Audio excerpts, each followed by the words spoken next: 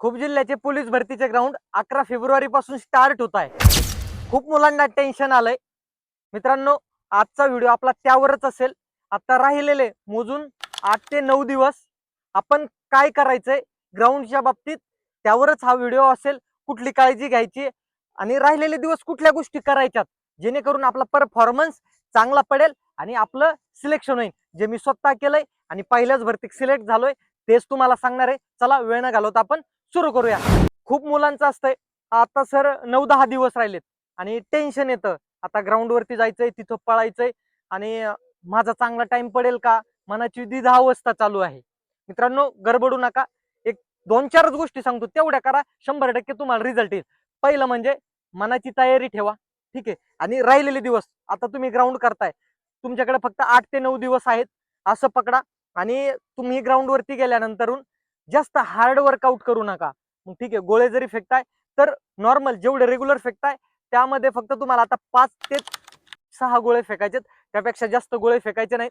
कारण याने काय होणार आहे, तुमची जर एनर्जी आता म्हणजे डाऊन झाली तर तुम्हाला तिथं चांगला ग्राउंड येणार नाही. जे पण फेकायचे मोजून तिथं आपल्याला 3च फेकायचे, 3 फेका. ते एकदम प्रॉपर ग्राउंड आखलेलं पाहिजे आणि त्याला थ्रो करताना एकदम प्रॉपर करा. जे तुम्हाला तिथं पडला पाहिजे त्या ताकदीने गोळा फेका. असं नाही की इथं म्हणजे गावी प्रॅक्टिस करताना थोडी एनर्जी विकासते, तिथं गेल्यानंतर कुठली एखादी शक्ती अंगात संचारते आणि डायरेक्ट आउट फेकतो. असं नसतंय. गावाकडच्या पेक्षा तिथं आपल्याला टेन्शन असतंय.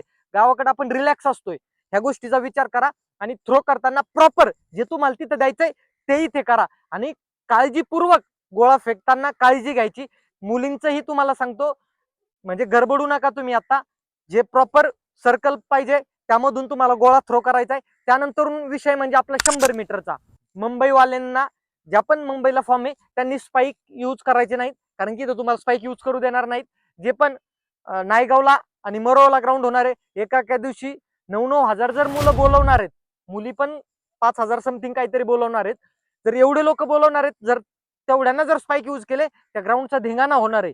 त्यामुळं ती गोष्ट लक्षात ठेवा. विदाऊट स्पाइकचं तुम्हाला टायमिंग काढायचं आहे आणि टायमिंग काढताना पाय लचकणार नाही, दुखापत होणार नाही याची काळजी घ्यायची. कुठं खडा रुतणार नाही मित्रांनो, कारण की हे राहिलेले दिवस खूप महत्वाचे असतात. यामध्ये जर आपण चुकी केली तर आपल्याला भरतीतून बाद व्हावं लागतं. त्यामुळं 100 मीटरला बाकी मुंबई सोडून ज्या जिल्ह्याला बाकी ज्यांचे फॉर्म आहेत त्यांनी दोन्हीचीही प्रॅक्टिस ठेवा. म्हणजे 100 मीटरचं झालं. महिलांचंही ज्यांनी याला फॉर्म भरलाय आपला मुंबईला, त्यांच्यासाठी तुम्ही विदाऊट स्पाइकची प्रॅक्टिस करा आणि बाकी जिल्ह्यांनी स्पाइक व विदाऊट स्पाइक दोन्हीचीही प्रॅक्टिस ठेवा. आणि म्हणजे जास्त एनर्जी खर्च करू नका.